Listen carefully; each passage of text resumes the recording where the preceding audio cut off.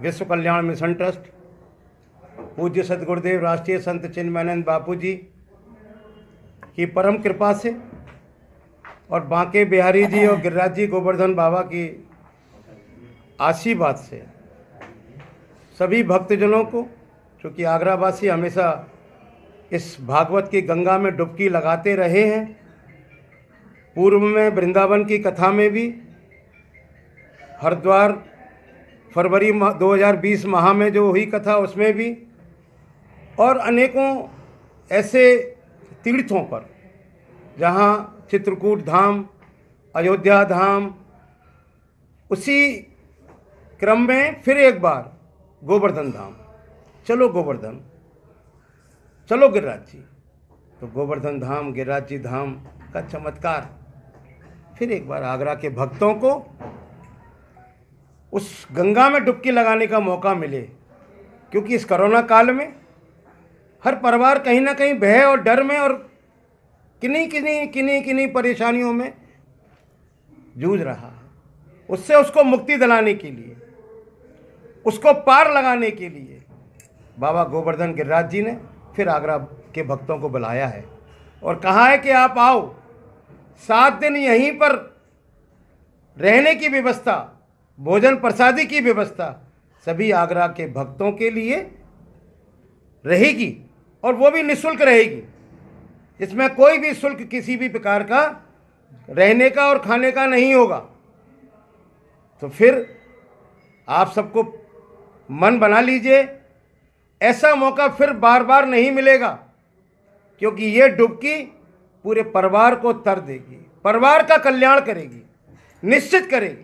मैं विश्वास से कहता हूँ कि आप सब गोवर्धन बाबा के दर्शन करें, वहाँ तीर्थ के दर्शन करें, उस धाम के दर्शन करें, गिरिराज जी बाबा के दर्शन करके और इस भागवत कथा की गंगा में डुबकी लगा के आप सभी पुण्य लाभ कमाएं। आज की जो प्रेस वार्ता रखी गई है, आगामी 14 फरवरी से लेकर जो 20 फरवरी तक राष्ट्रीय संत श्री चिन्मयानंद बापू जी के श्रीमुख से श्रीमद् भागवत कथा का आयोजन आपके ही ब्रज क्षेत्र में गिरिराज गोवर्धन की पावन तलहटी में रखा गया है, पावन धरा पर रखा गया है।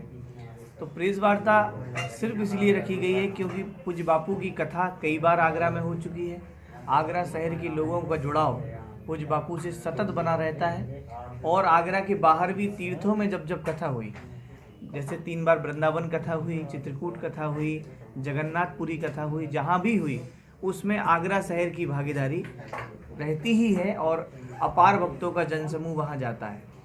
तो आप सभी से, आप पत्रकार वार्ता के माध्यम से मैं कहना चाहूँगा कि आपके ही क्षेत्र में बहुत नज़दीक एक बार पुनः पूज्य बापू जी का आगमन हो रहा है। 7 दिनों तक वहाँ हमें पूज्य बापू का सानिध्य प्राप्त होगा और ये कथा जो विश्व कल्याण मिशन ट्रस्ट की शाखा आगरा है उसके द्वारा, उसी के नेतृत्व में हमारे श्री मुरारीलाल जी गोयल, सुमन जी गोयल, भोलानाथ जी, जो हमारा पूरा शाखा आगरा का परिवार है उसके द्वारा ही आयोजित है। तो आप सब लोग भी ज़्यादा से ज़्यादा संख्या में गिरिराज जी आएँ। गोयल साहब से, समिति के सभी सदस्यों से आप संपर्क करें, अपना रजिस्ट्रेशन कराएं और वहां पहुंचें और 7 दिनों तक गुरुदेव का सानिध्य प्राप्त करते हुए कथा का आनंद लें।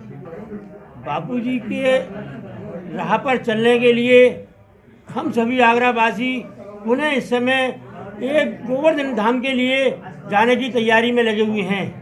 गोवर्धन निवासियों का ये मन में धारणा थी कि एक दफ़े बापू जी के मुखारबिंद से हम इस कथा का श्रवण करें। ये अवसर अब पहुंच चुका है।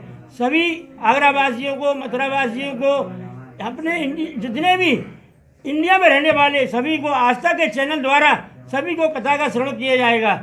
जितने भी लोग हैं अपने इंडिया में भी, इंडिया से बाहर भी, वे आस्था चैनल पर बापू जी की कथा का श्रवण करें। इसकी अंतिम तारीख जो है रजिस्ट्रेशन कराने की 10 फरवरी रहेगी। आप सभी से, मीडिया वालों से, मीडिया के द्वारा सभी आगरावासियों से, गोवर्धन वासियों से इस बात का वो है, 14 फरवरी से 20 फरवरी तक बापू जी के मुखारबिंद से कथा गोवर्धन धाम में सुनाई जाएगी।